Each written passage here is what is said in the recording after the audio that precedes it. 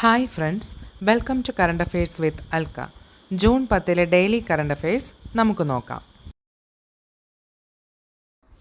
തുടർന്നും current affairs അപ്ഡേറ്റുകൾ ലഭിക്കുന്നതിനായും video കാണുന്നതിനായും എല്ലാവരും കറണ്ട് അഫെയർസ് അൽക്ക എന്ന ചാനൽ സബ്സ്ക്രൈബ് ചെയ്യുക. അതുപോലെ തന്നെ ഈ വീഡിയോ മറ്റുള്ളവരിലേക്ക് എത്തിക്കാൻ ഷെയർ ചെയ്യുക.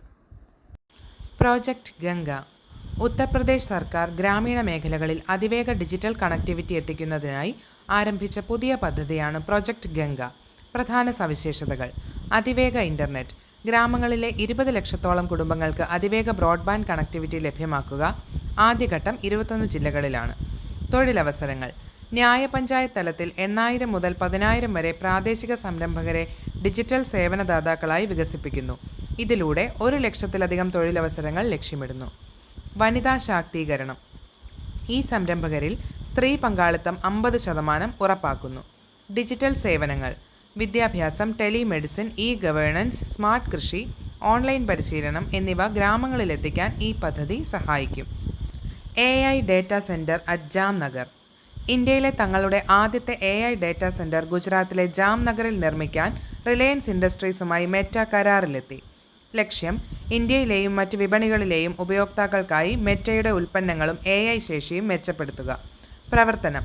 കരാർ പ്രകാരം ഡേറ്റാ സെൻറ്ററിൻ്റെ രൂപകൽപ്പന, നിർമ്മാണം, നെറ്റ്വർക്ക് കണക്ടിവിറ്റി എന്നിവ റിലയൻസ് ആണ് കൈകാര്യം ചെയ്യുന്നത്. പരിസ്ഥിതി സൗഹൃദം. പൂർണ്ണമായും പുനരുപയോഗിക്കാവുന്ന ഊർജ്ജം ഉപയോഗിച്ചാണ് ഈ ഡാറ്റാ സെൻറ്റർ പ്രവർത്തിക്കുന്നത്. K9 വജ്ര. ഇന്ത്യൻ സൈന്യം 300-ലധികം K9 വജ്ര സെൽഫ് പ്രൊപ്പൽഡ് ഹോവിറ്റ്സർ പീരങ്കികൾ കൂടി വാങ്ങാനുള്ള പദ്ധതിയിടുന്നു. പദ്ധതി തുക 23,000 കോടി രൂപ.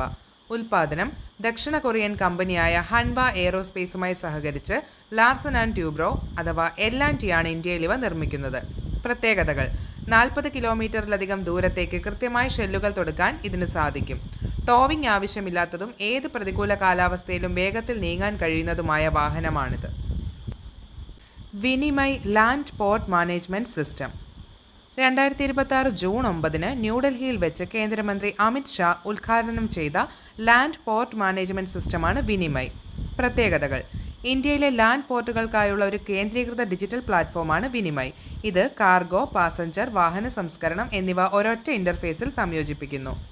അതിർത്തി കാവൽ സേനകൾ, നിയന്ത്രണ സ്ഥാപനങ്ങൾ, മറ്റ് കേന്ദ്ര ഏജൻസികൾ എന്നിവയ്ക്കിടയിലെ തത്സമയ വിവരങ്ങൾ പങ്കിടാൻ ഇത് സഹായിക്കുന്നു. അതിർത്തി ടെർമിനലുകളിൽ പേപ്പർ വർക്കുകൾ കുറയ്ക്കുന്നതിനും പ്രോസസ്സിംഗ് മെച്ചപ്പെടുത്തുന്നതിനും ഡിജിറ്റൽ ഏകോപനത്തെ പിന്തുണയ്ക്കുന്നതിനുമാണ് ഈ സിസ്റ്റം രൂപകൽപ്പന ചെയ്തിരിക്കുന്നത്. Ahmedabad metro airport link. Ahmedabad metro 2ാം ഘട്ടത്തിലെ എയർപോർട്ട് കണക്ടിവിറ്റിക്ക് കേന്ദ്രമന്ത്രിസഭ 2026 ജൂൺ 10 അനുമതി നൽകി. അഹമ്മദാബാദിലെ കോതേശ്വർ റോഡിൽ നിന്ന് സർദാർ വല്ലഭായ് പട്ടേൽ ഇൻ്റർനാഷണൽ വിമാനത്താവളത്തിലേക്ക് മെട്രോ ലൈൻ നീട്ടാൻ കേന്ദ്രമന്ത്രിസഭ 2,169 കോടി രൂപയുടെ പദ്ധതിക്ക് അനുമതി നൽകി. 6 കിലോമീറ്റർ നീളമുള്ള ഈ പാതയിൽ ആശ്രം റോഡ്, കോതേശ്വർ പ്രാചീൻ മന്ദിർ, സബർമതി നദി, സർദാർ നഗർ, എയർപോർട്ട് എന്നിങ്ങനെ ആകെ 5 സ്റ്റേഷനുകളാണ് ഉള്ളത്. ഈ 5 സ്റ്റേഷനുകളിൽ 4 എലിവേറ്റഡും 1 ഭൂഗർഭ സ്റ്റേഷനുമായിരിക്കും. 2030 നടക്കാനിരിക്കുന്ന കോമൺവെൽത്ത് ഗെയിംസിന് മുന്നോടിയായാണ് നഗരത്തിലെ യാത്രാ സൗകര്യങ്ങൾ മെച്ചപ്പെടുത്തുന്നതിനുള്ള ഈ നടപടി. പ്രിയദർശിനി സൗജന്യ യാത്രാ പദ്ധതി. കേരളത്തിൽ സ്ത്രീകൾക്കായി KSRTC ഓർഡിനറി ബസ്സുകളിൽ ഏർപ്പെടുത്തിയിരിക്കുന്ന സൗജന്യ യാത്രാ പദ്ധതിയാണ് പ്രിയദർശിനി. തുടക്കം 2026 ജൂൺ 15 മുതൽ. ബാധകമായ ബസ്സുകൾ ആദ്യഘട്ടത്തിൽ KSRTC ഓർഡിനറി ബസ്സുകളിൽ മാത്രം.